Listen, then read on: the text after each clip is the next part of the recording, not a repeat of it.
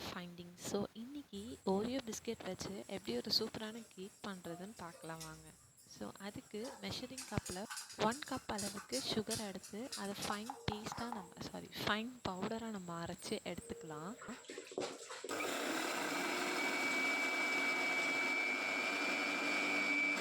And this is my first cooking video. உங்களோட எல்லாரோட blessing வேணும் அண்ட் சப்போர்ட் பண்ணுங்கள் காய்ஸ். ஸோ நெக்ஸ்ட்டு என்ன ரெசிபீஸ் ட்ரை பண்ணலான்னு சொல்லிட்டு மறக்காமல் கமெண்ட் பண்ணுங்கள். எனக்கு தெரிஞ்ச அளவுக்கு என்னோடய வேல ரெசிபீஸ் எல்லாமே நீட் அண்ட் கிளியராக நான் உங்களுக்கு சொல்லி கொடுக்குறேன். ஸோ நம்ம அரைச்சி வச்சுருக்க சுகரோட பவுடரில் பார்த்திங்கன்னா இப்போது ஒயிட் யாக் மட்டும் நம்ம சேர்த்து ஆட் பண்ணிக்கலாம். அண்ட் சைடில் பார்த்திங்கன்னா குக்கரை 10 to 15 மினிட்ஸ் ப்ரீ ஹீட் பண்ணிக்கலாம் ஹை ஃப்ளேமில்.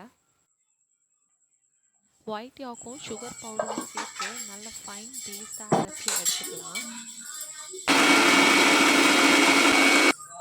இப்போது நல்ல ஒரு க்ரீம் கன்சிஸ்டன்சியில் நம்மளுக்கு கிடைக்கும். இப்போது நம்ம baking powder and baking soda use பண்ணணும். ஸோ இதோட ரேஷியோ எப்படின்னா 1 டீஸ்பூன் பேக்கிங் பவுடர் ஆட் பண்ணுறோன்னா 1/2 டீஸ்பூன் பேக்கிங் சோடா. ஸோ இதில் நான் அதுக்கும் கம்மியாக தான் ஆட் பண்ணியிருக்கேன். ரெண்டும் மிக்ஸ் பண்ணி baking powder and baking soda. So இது ரெண்டுத்தையும் ஆட் பண்ணி நல்லா ஃபைன் பேஸ்ட்டாக அரைச்ச அப்புறம் அதே மெஷரிங் கப்பில் 1/2 கப் அளவுக்கு ஆயில் சேர்த்து நல்ல ஃபைன் பேஸ்ட்டாக அரைச்சிக்கலாம். ஸோ இந்த ஆயில் சேர்த்த அப்புறம் பேட்டர் ரொம்ப பர்ஃபெக்டாக வந்திருக்கும். ஸோ அது பார்க்கவே ரொம்ப நல்லாயிருக்கும். இப்போது ஆயில் சேர்த்ததை விட கம்மியான அளவுக்கு, அதாவது 1/2 கப்பை விட கொஞ்சம் கம்மியான அளவுக்கு மில்க் ஆட் பண்ணிக்கலாம். எய்தர் காய்ச்சின பால் ஆர் நார்மல் மில்க், ஃப்ரீசர்லேருந்து எடுத்த பால் அப்படியே எடுத்து ஆட் பண்ணிக்கலாம். ஸோ இது எல்லாத்தையும் நம்ம ஃபைன் பேஸ்ட்டாக அரைச்சி ஒரு பவுலுக்கு ட்ரான்ஸ்ஃபர் பண்ணிக்கலாம். இப்போ எக்கில் இருக்க எல்லோ மட்டும் ஆட் பண்ணிவிட்டு அண்ட் ஓரியோ பிஸ்கெட் சேர்த்து நல்ல ஃபைன் பேஸ்ட்டாக அரைச்சி எடுத்துக்கலாம். இப்போ அரைச்சி வச்சுருக்க பேஸ்ட்டை எடுத்து நம்ம நல்ல ஒரு அந்த பேட்டர் சேர்த்துருந்தோம் இல்லையா, அதில் சேர்த்து நல்லா மிக்ஸ் பண்ணிக்கலாம். நல்லா மிக்ஸ் பண்ணிகிட்டே இருக்கணும். கட்டி அந்த மாலிக்யூல்ஸ் எதுவும் இல்லாமல் நல்லா மிக்ஸ் பண்ணிவிட்டு இப்போது மைதா எந்த அளவுக்கு வேணுமோ நம்ம ஆட் பண்ணிக்கலாம்.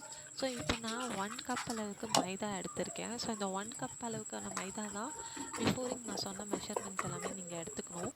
அண்ட் இதை நல்லா பொறுமையாக ஹேண்டில் பண்ணி மிக்ஸ் பண்ணுங்கள். ஒய் பிகாஸ் மீன்ஸ் நம்ம எந்த அளவுக்கு பொறுமையாக பண்ணுறோமோ கேக்கோட பேக்கிங் லெவல் ரொம்ப நல்லா வரும், ரொம்ப ஸ்பாஞ்சியாக நல்லா வரும். அண்ட் நான் தமிழ் பேசுகிறது கொஞ்சம் புரியல, கலாய்க்காதீங்க. முடிஞ்ச அளவுக்கு உங்களோட சப்போர்ட் எனக்கு வேணும். And this is my first வீடியோனால என்னமோ தெரியல, எனக்கு வாய்ஸ் ஓவர் கொடுக்குறப்ப பர்ஃபெக்டாக வரலை. ஸோ கண்டிப்பாக நான் அதை சேஞ்சஸ் பண்ணிக்கிறேன். அண்ட் இப்போ கட் அண்ட் ஃபோல்ட் மெத்தட் வச்சு நம்ம இந்த கேக் பேட்டரை நல்லா மிக்ஸ் பண்ணிக்கலாம். ஸோ அப்போ அந்த குட்டி குட்டி மாலிக்யூல்ஸ் எல்லாம் உடஞ்சிரும். ஸோ இப்போ ஒரு பவுல் எடுத்து நம்ம அந்த நெய் போட்டு அந்த பேஸ்ட் ஆட் பண்ணி, நெய் பேஸ்ட் அதாவது நெய் எடுத்து ஆட் பண்ணி ஈவனாக ஸ்ப்ரெட் பண்ணிவிட்டு இந்த கேக் பேட்டரை ஊற்றிக்கலாம். ஸோ ஊற்றிட்டு நம்ம ப்ரீஹீட் பண்ணியிருக்கோம் இல்லையா, ஸோ அதில் 30 to 35 மினிட்ஸ் மீடியம் ஃப்ளேமில் வச்சு குக் பண்ணி எடுத்தால் கேக் ரெடி. அதே நம்ம லோ ஃப்ளேம் அப்படின்னா 40 to 45 மினிட்ஸ் குக் பண்ணி எடுத்துக்கலாம். ஸோ இது நான் ஃபஸ்ட்டு ஒரு 10 மினிட்ஸ் ஹை ஃப்ளேம் வச்சுட்டு next 20 minutes R 25 minutes medium ஃப்ளேமில் வச்சு குக் பண்ணி